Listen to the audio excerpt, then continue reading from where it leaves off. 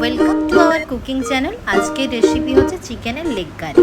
তো ফার্স্টে আমি চিকেনের লেগগুলোকে সাইডগুলো একটু চিড়ে ওটাকে ম্যারিনেট করেছিলাম। ম্যারিনেট করার জন্য দই, নুন, সরষের তেল, হলুদ গুঁড়ো, লঙ্কা গুঁড়ো, কাশ্মীরি রেড চিলি পাউডার, ধনে গুঁড়ো, জিরে গুঁড়ো এইসব দিয়ে কিছুক্ষণ মতো ফ্রিজারে 1 ঘন্টা মতো ওটাকে ম্যারিনেট করে রেখেছিলাম। এরপরে একটা আদা, পেঁয়াজ, রসুনের একটা পেস্ট বানিয়ে নিয়েছিলাম, তার সাথে একটু কাঁচা লঙ্কাও বেটে নিয়েছিলাম।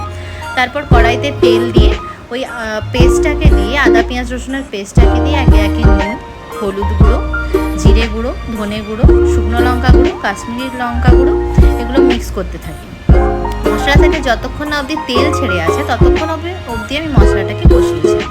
তারপরে আপনাদের পছন্দ মতো যদি আবার দরকার হয় সেই পরিমাণ মতো নুন, কেউ কেউ চিনিও অ্যাড করতে পারেন, কারো না পছন্দ হলে চিনিটা স্কিপও করতে পারেন। এরপর মশলা থেকে তেল ছেড়ে আসার পর আমি ওই ম্যারিনেট করা চিকেনটাকে ওর মধ্যে অ্যাড করেছিলাম।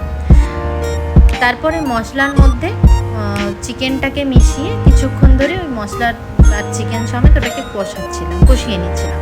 কষতে কষতে যখন মশলা থেকে তেল ছেড়ে আসবে ততক্ষণ অবধি আমি কিন্তু ওটাকে কষাবো, যাতে দেখবেন রান্নার কাছে কষানোটাই হচ্ছে মেন পার্ট। তো এভাবে কষিয়ে নিচ্ছিলাম যাতে মশলাটা চিকেনের মধ্যে ঢুকে যায়।